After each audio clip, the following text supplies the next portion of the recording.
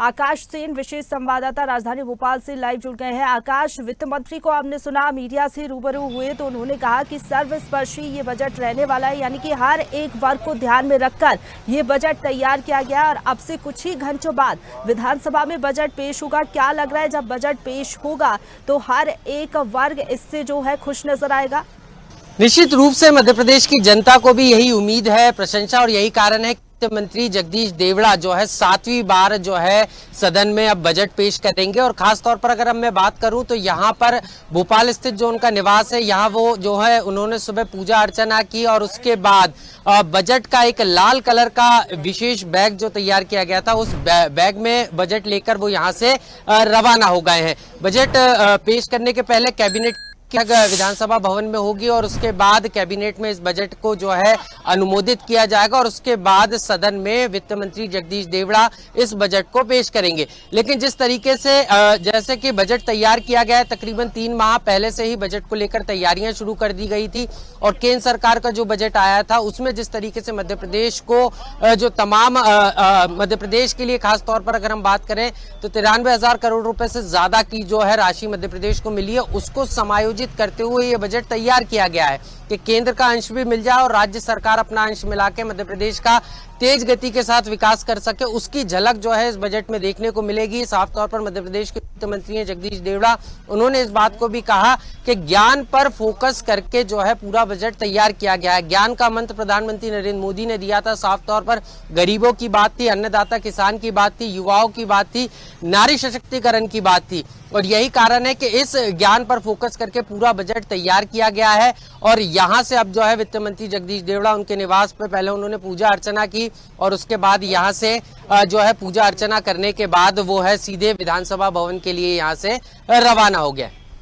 जी प्रशंसा। बिल्कुल आकाश, जिस तरीके से आप बता रहे कि इसके बाद वो विधानसभा पहुंचेंगे, वहां पर बजट पेश किया जाएगा। लेकिन अगर बात करें ज्ञान के अलावा इंफ्रास्ट्रक्चर डेवलपमेंट पर भी सरकार का फोकस है। साथ ही साथ सरकारी कर्मचारियों की बात करें तो बताया जा रहा है कि उनका डीए भी बढ़ाया जा सकता है। इसको लेकर क्या कुछ जानकारी है आपके पास? क्योंकि कर्मचारियों को भी उम्मीदें हैं, शिक्षा के क्षेत्र में, स्वास्थ्य के क्षेत्र में भी विकास सरकार देखना चाहती है, तो इसको लेकर भी कुछ ऐलान संभव है, योजनाएं ला सकती है सरकार?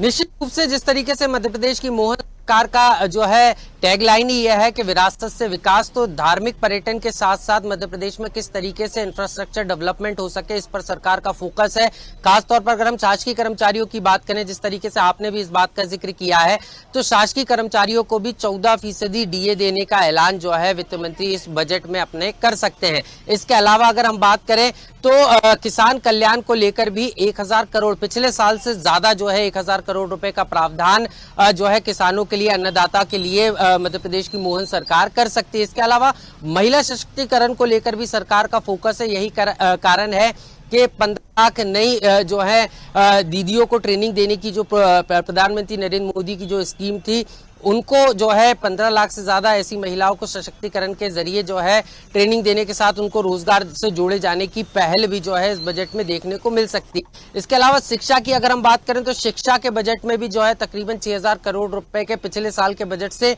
ज्यादा जो है 6,000 करोड़ रुपए की राशि इस बार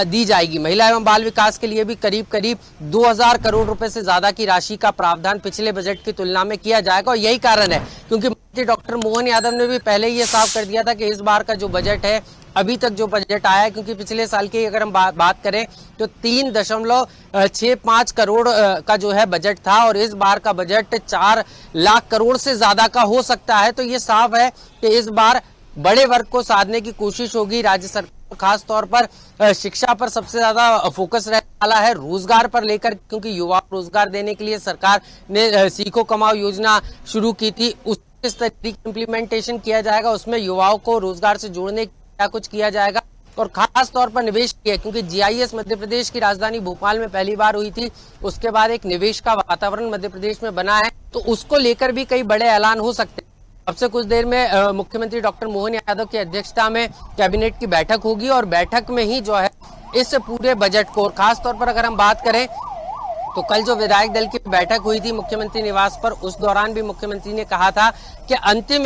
पंक्ति का जो व्यक्ति है उस तक जो है सरकार की योजना पहुंचना चाहिए। तो कुल मिलाकर अगर हम बात करें तो प्रधानमंत्री ने जो ज्ञान का मंत्र दिया है, गरीब की जो बात उन्होंने कही है, उस गरीब पर पूरा सरकार का फोकस है कि उनको किस तरीके से विकास की मुख्य धारा से जोड़ा जा सके। इसके अलावा इंफ्रास्ट्रक्चर डेवलपमेंट पे ज्यादा सरकार का फोकस रहेगा, क्योंकि मध्य प्रदेश की राजधानी भोपाल, इंदौर के अलावा जो छोटे छोटे शहर हैं उनको किस तरीके से डेवलप किया जाए, इस पर भी सरकार का फोकस है। कुल मिलाकर अगर हम देखें तो ज्ञान पर ही पूरा ये बजट केंद्रित रहने वाला है। जिस तरीके से संकेत खुद वित्त मंत्री जगदीश देवड़ा ने दिए हैं, तो साफ तौर पर देखें तो इस बार 4 लाख करोड़ रुपए से ज्यादा का ये जो बजट है मध्य प्रदेश की विधानसभा में, मध्य प्रदेश का ये जो बजट है पेश किया जाएगा। ताजा खबरों के लिए लाइक, फॉलो और YouTube पर सब्सक्राइब कर बेल आइकन दबाएं। साथ ही ताजा अपडेट्स के लिए swedeshlive.com पर विजिट करें।